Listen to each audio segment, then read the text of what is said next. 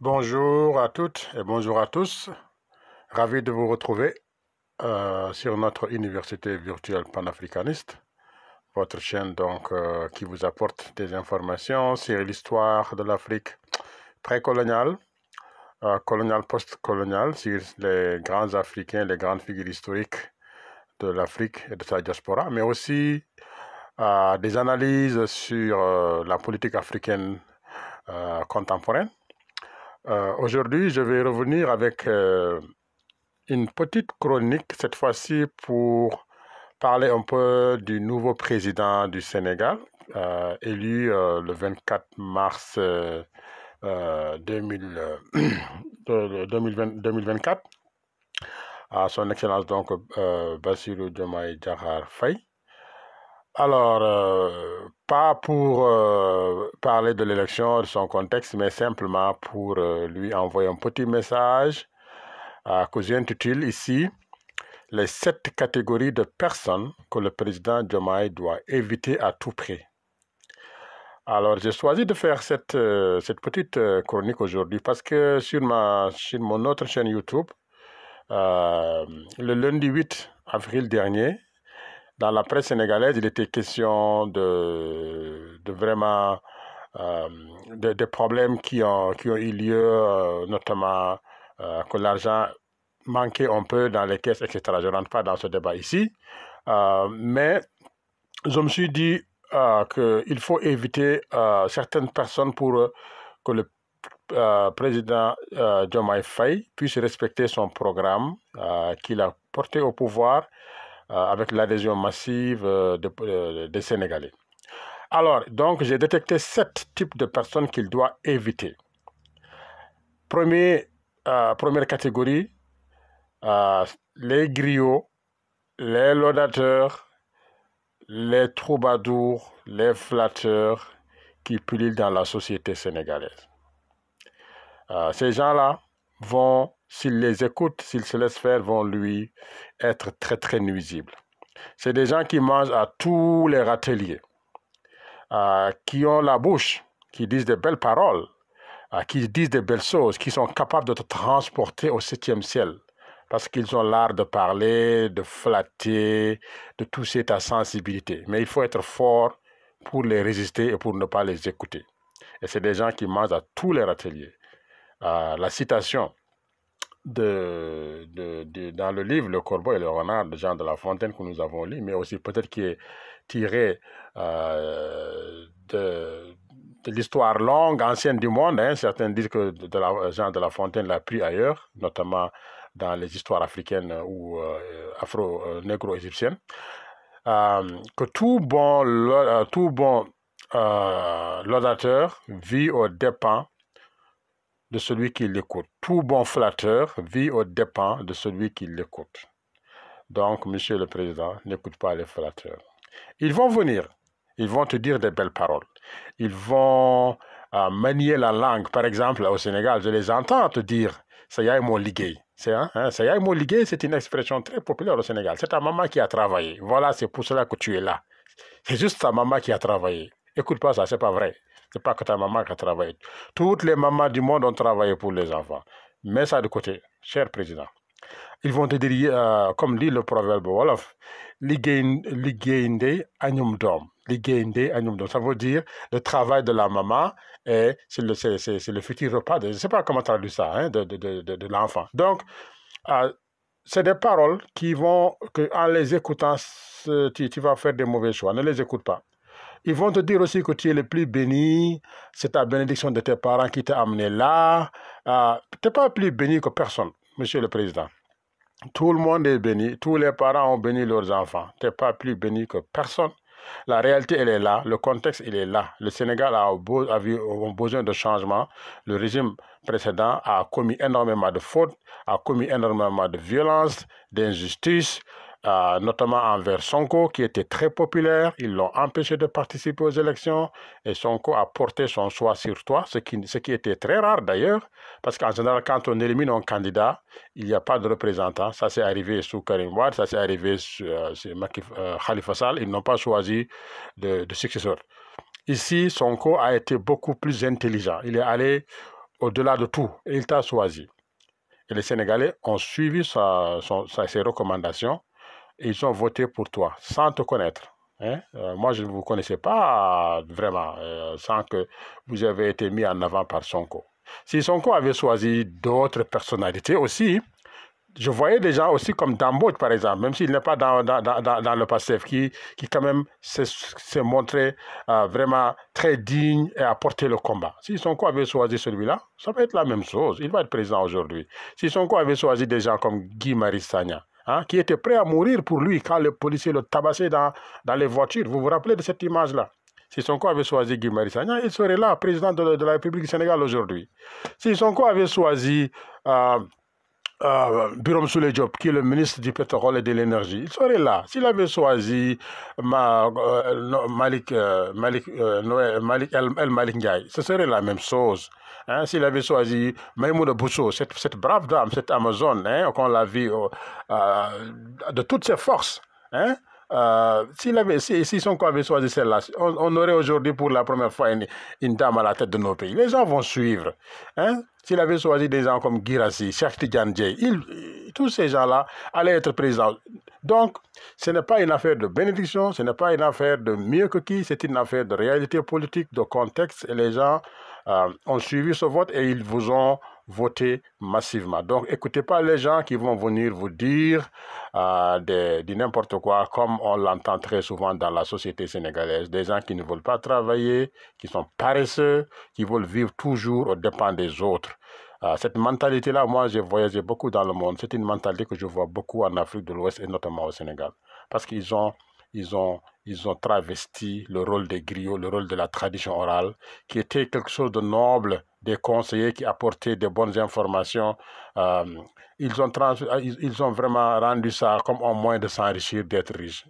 Et c'est vraiment, être griot aujourd'hui est devenu même une insulte dans nos sociétés, alors que c'était quelque chose de bien, de beau. Hein?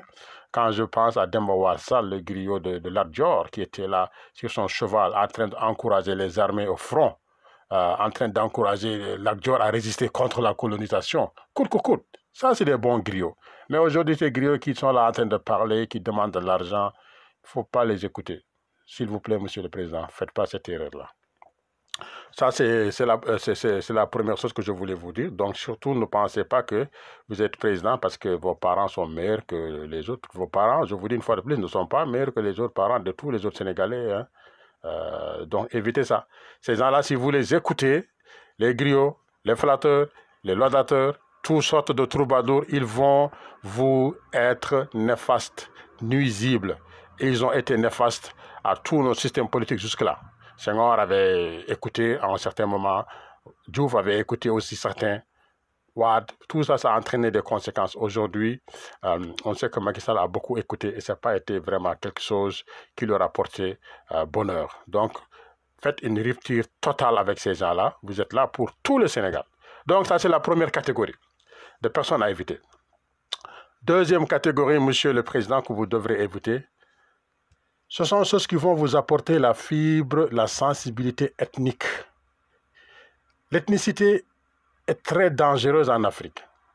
Et d'ailleurs, le multipartisme, dans sa version du discours de la Baule de François Mitterrand en 1991, c'était le temps du multipartisme en Afrique, les élections. Justement, c'était pour instrumentaliser l'ethnicité, pour encore fragiliser l'Afrique divisée. C'est à ce moment qu'on a écrit beaucoup de choses sur l'ethnicité en Afrique, les tribus. Je me rappelle de l'ouvrage la politique du ventre en Afrique, la politique du ventre, hein, de Jean-François Bayard, hein, je me rappelle. Tout ça, c'est dans le contexte de l'ethnicité. Donc, c'est une démocratie qui visait à faire en sorte que les Africains utilisent le système de vote comme réflexe ethnique. et que les Africains soient incapables de travailler comme des peuples matures, comme des peuples unis, comme des peuples solides. Donc tout cela, c'est très très très important à comprendre, monsieur le Président. Le régime précédent s'est laissé aller avec le fameux Netdoko Bandung, hein, donc, qui a été utilisé à outrance, a été politisé honteusement. Alors, d'ailleurs, le terme Netdoko Bandung, ce n'est pas un concept ethnique du tout. Netdoko Bandung, c'est comme le proverbe Wolof, Nitay Garabam. Hein, le remède de l'homme, c'est l'homme en français aussi. Ou dans le concept de l'Afrique centrale et australe, Ubuntu, hein, la solidarité humaine. Ici, ça ne renvoie pas au concept ethnique, ça renvoie à la personne avec qui tu vis, aux gens avec qui tu es. L'être humain de façon universelle, ce n'est pas de façon ethnique. Maintenant, ceux qui ne comprennent rien à rien voient ça de façon ethnique parce que pour eux, toute chose n'a de sens que si c'est ethnique. Ils ne peuvent pas sortir de là. Ils sont tellement enfermés dans leur vision ethnique que si tu n'es pas comme eux, si tu es quelqu'un de différent, d'original, ils vont te haïr pour ça. Parce qu'ils sont enfermés, ils sont incapables de sortir de l'ethnicité. Et tant que ça, il faut éviter. Peut-être que tes parents sérères vont venir commencer à te parler sérère au palais, à te chanter, évite ces gens-là. Ils ne sont pas plus proches que toi, que tous les autres. Vous avez eu des escorts un peu partout, y compris dans des fiefs où vous ne pensez pas à l'avoir. Donc, ça veut dire que vous êtes là le président des Sénégalais dans leur écrasante majorité. Donc, ça, c'est très, très, très, très important. Je vous le dis tout simplement parce que moi, en 2012, je fais partie de ces gens qui ont accueilli la victoire de Macky Sall, qui ont soutenu Macky Sall. D'ailleurs, contre les injustices subies quand Wade l'avait fait des injustices, qui ont été très contents de son discours. Et Macky Sall était venu en Sénégalais, en Sénégalais de profondeur, qui n'a pas fait les grandes écoles à l'étranger, qui n'est pas issu du système de la classe moyenne, mais qui est arrivé au pouvoir. Donc, un Sénégalais où tout le monde le voyait comme Sénégalais. Mais après être travaillé mentalement par les ethnicistes et par le premier groupe que j'ai cité en haut, Macky Sall est parti comme un ethniciste. Aujourd'hui, en 2024, l'image que beaucoup de Sénégalais ont de Macky Sall, c'est un ethniciste qui est arrivé au pouvoir, qui a favorisé les siens avant tous les autres. Et ça, les gens le disent, hein? Je n'invente rien, c'est vraiment ça. Donc, il est reparti avec une étiquette d'ethniciste. Ça également, il faudra l'éviter. Il a écouté, c'est ça le problème, il a écouté des gens très ethnicistes, ultra conservateurs, des gens même que je vous dis racistes parfois. À les entendre parler, c'est comme si les autres n'existent pas. Donc, mettez de côté la fibre ethnique. Hein? Comme je dis, moi, parfois, quand je pense à Macky Sall, je dis que ce sont ces gens-là qui l'ont conduit au trou. En pulaar, on dit que ɓe lebtimo, ko ɓe lorimo, ko ɓe ngoni bone makko, ko ɓe gaddanimo bone, ɓe kalananimo gonga, ɓe puntimo, ɓe komtimo, ɓe lebtimo, ɓe lorimo, hande o dogi o fayi Maroc. Donc, si je traduis, je dis que ce sont ces gens-là qui ont été néfastes à Macky Sall, c'est eux qui l'ont travaillé, qui l'ont conduit au gouffre, et c'est aujourd'hui qu'il s'est retrouvé en fuite au Maroc. C'est ça que j'ai dit. Donc, Monsieur le Président, s'il vous plaît, ne faites pas comme lui. Évitez d'écouter les ethnicistes, ces ultra-conservateurs. Si jamais vos parents sérères commenceront à venir vous tympaniser les oreilles, faites-les sortir du palais vite. Choisissez de bons collaborateurs dignes, intègres, qui aiment le Sénégal, qui aiment l'Afrique, qui sont des gens qui défendent la liberté, l'égalité, la justice dans le monde entier, dont l'objectif et la motivation n'est que amener notre pays de l'avant. C'est ça que je vous recommande. Donc, évitez cette deuxième catégorie de personnes. Troisième catégorie de personnes que je vous demande à éviter, c'est les chefs d'État manipulateurs qui vont vous ouvrir les bras, qui vont faire de vous des amis, alors que ce n'est pas vos amis, c'est vos ennemis qui vont vous conduire dans le trou. Et je vais citer ici Alassane Ouattara, qui en 2012, je me rappelle, quand il a dit qu'il était très content parce qu'il ne savait pas que Macky Sall était un libéral. Voilà, j'ai un très grand ami avec qui je travaillais. Ce jour-là, j'ai dit que Macky Sall, si jamais il écoute celui-là, il va finir très, très, très mal. Je l'avais dit et c'était quelque chose qui me travaillait beaucoup parce que j'avais comparé le Sénégal et la Côte d'Ivoire. Je sais qu'avant d'arriver au pouvoir, Ouattara a pris le temps avec justement ses parrains, les néocolonialistes et impérialistes. Ils ont pris le temps d'abord de diviser la Côte d'Ivoire sur une longue durée. Hein? Pratiquement depuis la mort d'Houphouët-Boigny jusqu'en 2010, pratiquement 20 ans, on a travaillé pour diviser la Côte d'Ivoire de façon ethnique, Djoula contre nos Djoula, de façon religieuse, musulmans contre nos musulmans, jusqu'à ce que les Ivoiriens se sont mis à se détester et et Ado est sorti de là pour prendre le pouvoir, soutenu, et on a vu d'ailleurs dans quelles conditions, hein, avec l'intervention de la France qui a bombardé le palais de Gbagbo. Donc ça c'est... Je ne rentre pas dans ces détails-là, mais il faut éviter des personnes comme lui. Parce que ce n'est pas les mêmes pays. Macky Sall, quand il est arrivé en 2012 au pouvoir au Sénégal, il est arrivé dans un pays uni, dans un pays solide, dans un pays avec une cohésion sociale très forte. Pas de problème d'ethnicité, pas de problème de confrérie, pas de problème de religion. Musulmans, chrétiens, il n'y a aucun problème. Donc, Macky Sall a eu la sens, au lieu de consolider cette sens-là, au lieu de bien connaître son pays, au lieu de renforcer cela, il s'est mis à écouter, à tendre l'oreille à des gens comme Ouattara, à la France-Afrique, à des impérialistes, à des néocolonialistes qui l'ont complètement transformé, qui l'ont complètement retourné contre son peuple. Et aujourd'hui, c'est aussi une des raisons qu'il a été détesté, lui et son régime. Et c'est ça qui a empêché son successeur, le candidat, donc qui était là pour son régime, qui disait le candidat de la continuité, de gagner, à savoir mon homonyme, Amadou Ba, qui a été battu. C'est une des raisons, c'est pas la seule, mais ça fait partie, parce que c'est un candidat pas de rupture, mais de continuité. Donc les Sénégalais ne voulaient pas de cette continuité-là. Donc, monsieur le président Bassirou Diomaye Diakhar Faye, s'il vous plaît, ne vous liez pas d'amitié avec des gens comme Ouattara. S'il vous plaît, s'il vous plaît, s'il vous plaît, s'il vous plaît, s'il vous plaît. Nous le connaissons très bien, nous savons de quoi il est capable. D'ailleurs, ces nervis que nous avons vu tirer sur les gens au Sénégal, dans ces manifestations de 2021 jusqu'à 2024, ça, c'est la version ivoirienne des microbes. C'est Ouattara qui a inventé ça en Côte d'Ivoire et ils ont fait exactement ça au Sénégal.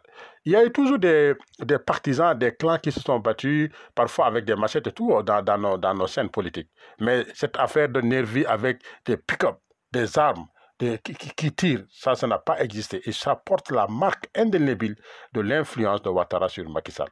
Donc, monsieur le président Bassirou Diomaye Diakhar Faye, je vous invite à ne pas aller écouter ces gens qui vont vous charmer, qui vont vous faire croire que vous êtes bienvenus dans la grande famille, on va travailler ensemble. Soyez alerte, soyez attentifs. Sinon, il va vous conduire dans le gouffre comme il a conduit Macky Sall dans le gouffre. Aujourd'hui, vous voyez, Macky Sall a fui, il est au Maroc. Lui, il est là resté encore président. Pourtant, il était venu avant Macky Sall. Parce que lui, il a divisé son pays d'abord, avant de venir. Mais Macky Sall, son pays est uni. Donc, ce que lui, il peut résister et faire en Côte d'Ivoire, Macky Sall ne peut pas le faire au Sénégal. Donc, monsieur Bassirou Diomaye Diakhar Faye, comprenez votre pays, ne faites pas comme lui.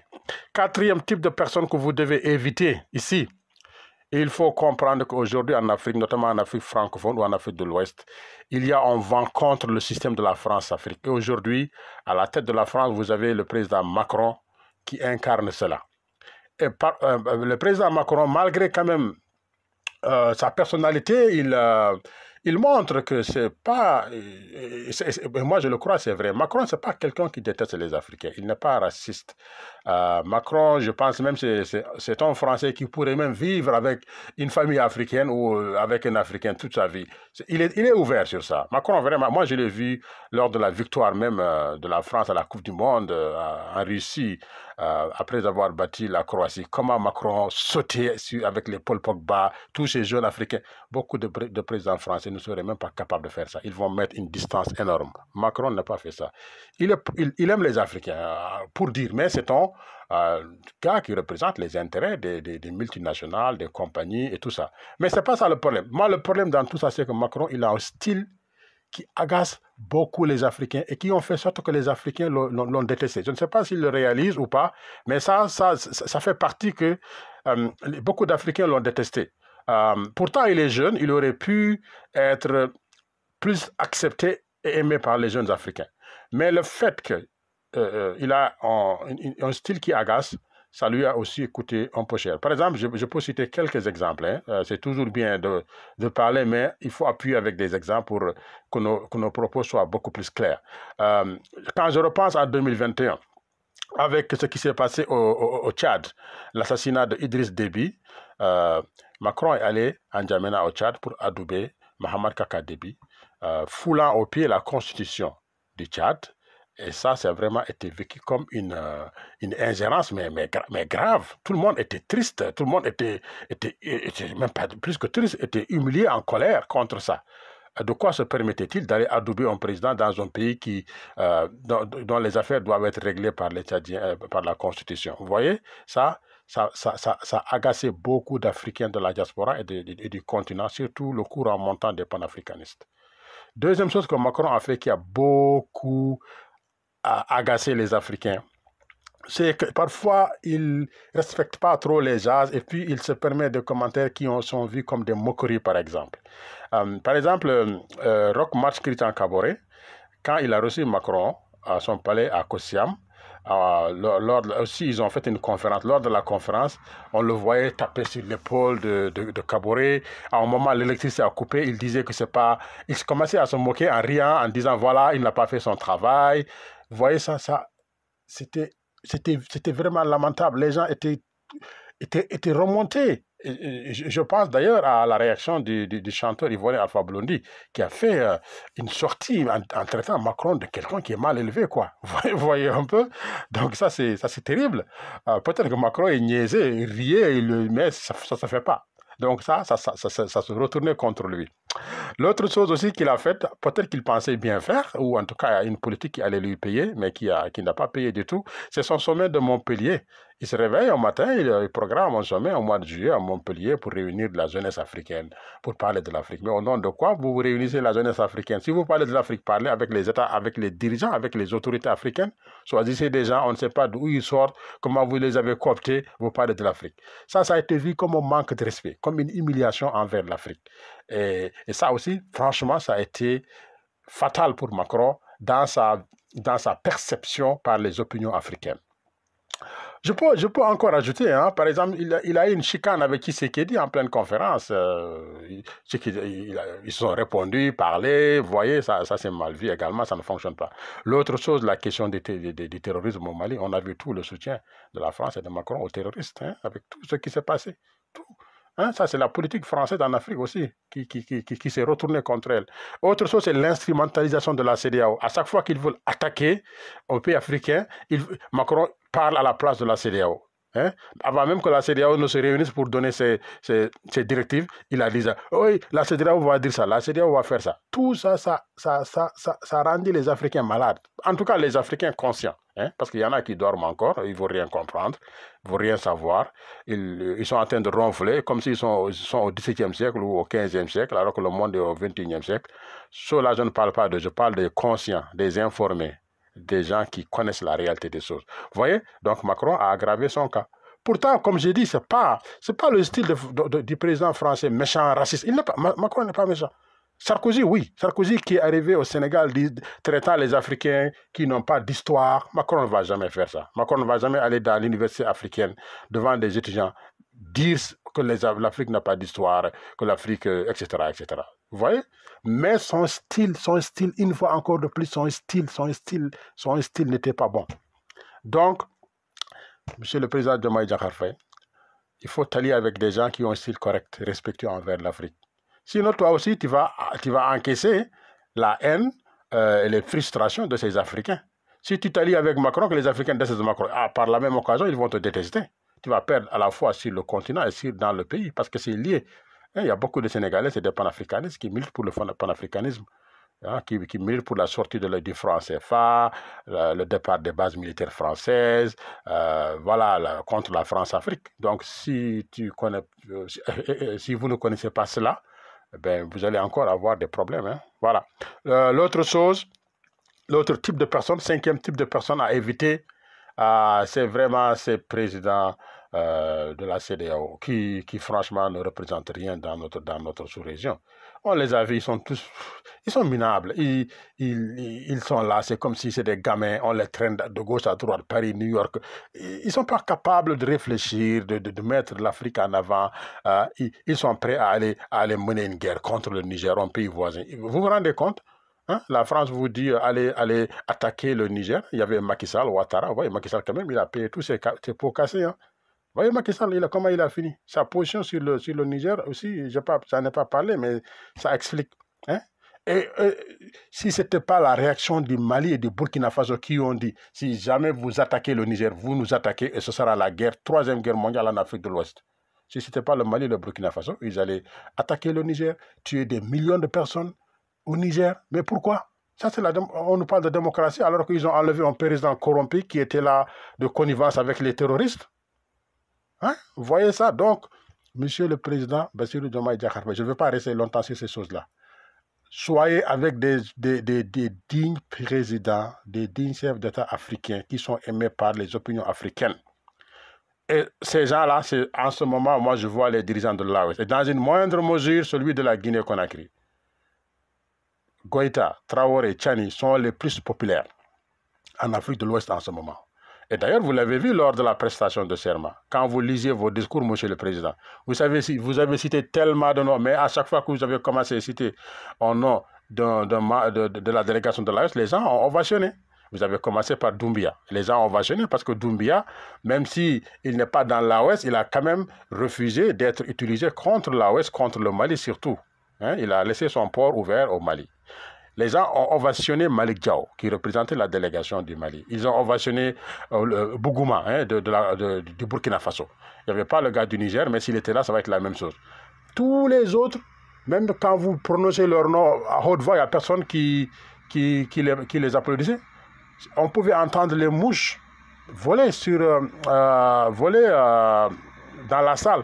Quand vous avez parlé des Nbalo, les Baro, les Tinubu, les représentants de la CEDEAO, de l'Union africaine, tous ces gens-là, les gens les ont tellement vomi que quand vous les avez cités, ils étaient même en colère d'entendre leur nom. Vous voyez, donc tout ça, ça montre que, en tout cas, c'est des signes, hein, c'est des leçons qu'on vous donne là. Il faut savoir les détecter, les lire et aller vers ces gens-là. Sinon, ça va être catastrophique pour vous. Il ne faut pas l'oublier. Vos vrais alliés, vos vrais partenaires, ce sont les gars de l'AOS. J'ai fait des vidéos pour ça, pour expliquer pourquoi vous devez aller de l'AOS. Si vous voulez en savoir plus, peut-être que quelqu'un vous enverra mes vidéos pour ça. En tout cas, donc, cette cinquième catégorie de personnes-là à éviter. Sixième, à éviter, que l'autre n'a pas évité et qui lui a été fatal, c'est de mettre votre famille dans vos propres affaires. Évitez. Vous êtes un président, vous n'êtes pas un roi. Un président, c'est celui qui a été élu, à qui les gens ont fait confiance pour exécuter des projets et des programmes politiques. Un roi, comme l'autre là, il faisait ce qu'il voulait. Il pensait qu'il était dans la monarchie. Donc c'est différent. L'autre avait mis sa femme dans les affaires. Elle a été citée dans tout. Hein, on l'a vu. Son fils, on en parlait tellement. Même dans le recrutement des nervis, il y a beaucoup de vidéos qui sont passées. On disait qu'il était dans le noyau pour recruter ces gens-là. Son frère, avec l'affaire des contrats pétroliers, Petrotim, hein, dont le livre, d'ailleurs, de son cause Solution en a beaucoup parlé. Moi, j'ai lu son livre, il est avec moi.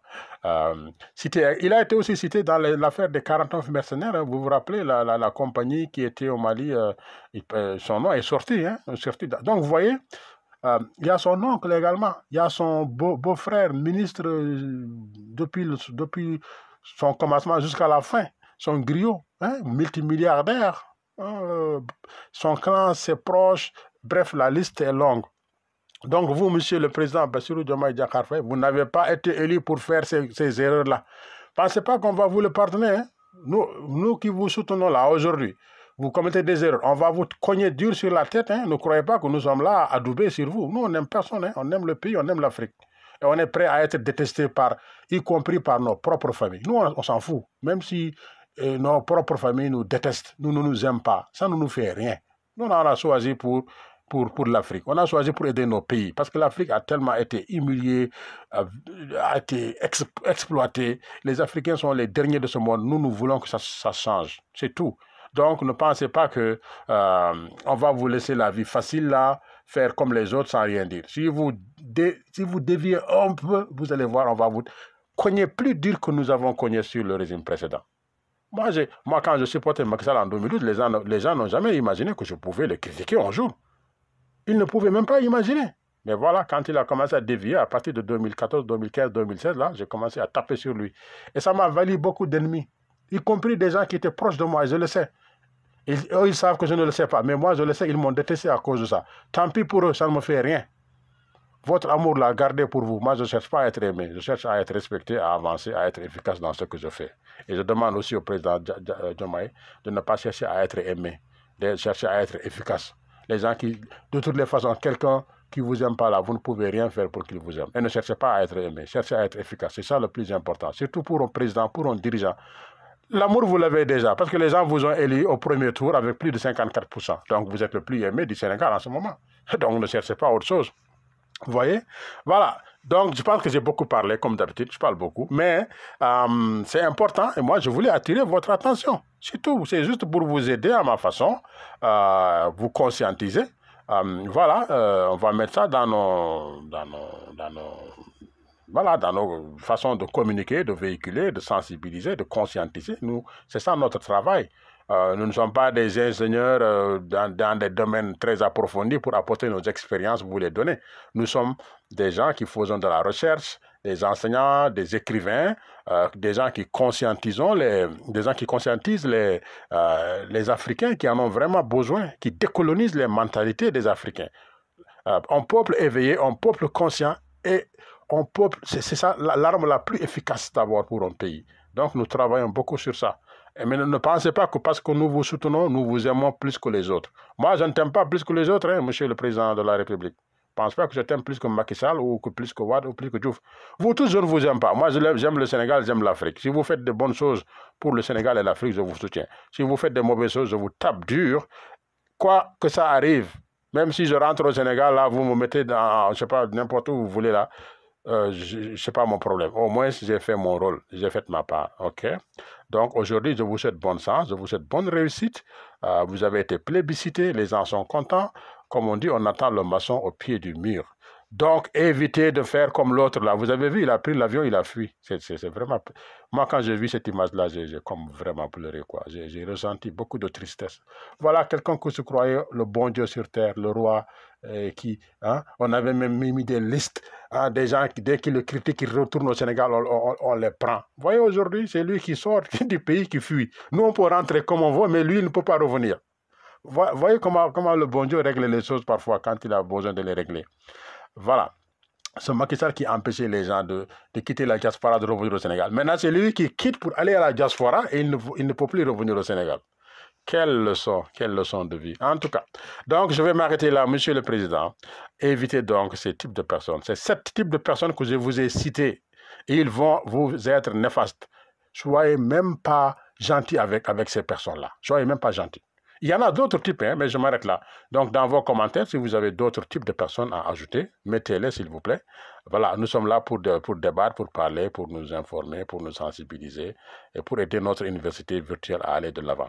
Je vous souhaite de passer une excellente journée. Bonne semaine du lundi 14 ou 15, je pense, hein, lundi 15 avril 2024. Mon nom c'est Amadouba, je suis historien, professeur d'université, chercheur, politologue, propriétaire de la maison d'édition panafricaniste, les éditions Abbé Alkeboulan, propriétaire aussi de cette université dont je vous parle, donc l'université virtuelle panafricaniste. J'écris beaucoup de livres, notamment l'Afrique des grands empires, 17e au 17e siècle, 1000 ans de prospérité économique, d'unité politique, de cohésion sociale et de rayonnement culturel. J'ai écrit un livre sur la révolution du Mali Koura, donc intitulé Le Mali de Soundiata Keita à Assimi Goïta, les racines profondes de la révolution du Mali Koura. J'ai écrit un livre aussi sur l'histoire du Canada, parce que je vis au Canada, je connais l'histoire des Afro-Canadiens, l'histoire du Canada m'intéresse beaucoup. L'histoire oubliée, la contribution des esclaves et soldats noirs à l'édification du Canada, 1604-1945. Toujours dans l'histoire canadienne, j'ai écrit Amazon des Neiges, ces grandes femmes afro-descendantes qui ont marqué l'histoire du Canada, 1725-1982. Avant cela, j'avais produit un livre tiré de ma thèse de doctorat intitulé Des Sénégalais à Madagascar, militaires ouest-africains dans la conquête et la colonisation de la Grande Île, 1895-1960.